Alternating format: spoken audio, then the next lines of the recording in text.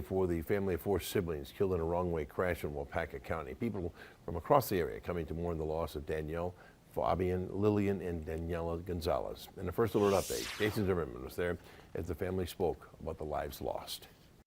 Among those in the crowd, there was hardly a dry eye. It's a sight of 4 caskets containing the bodies of Daniel, Fabian, Lillian, and Daniela was difficult to sum up into words. And it would have been easy for us, as it is for you, to hate the man who did this,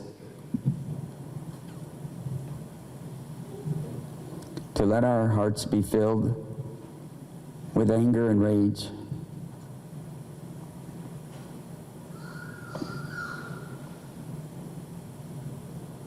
But what good would that do for any of us?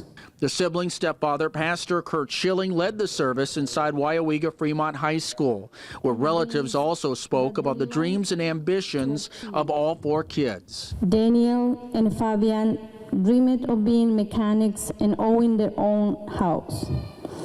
Lillian had plans to become a school teacher, while Danielita dreamed to being a cheerleader.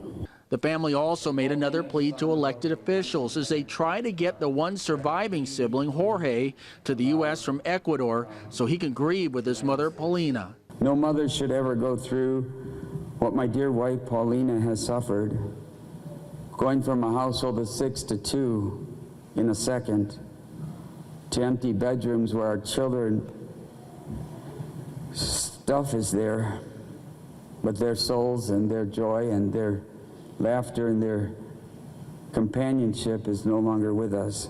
The family tells me the 4 siblings will be buried in Ecuador. That is likely to happen in mid to late January. Reporting in Waiawega, Jason Zimmerman, Action 2 News.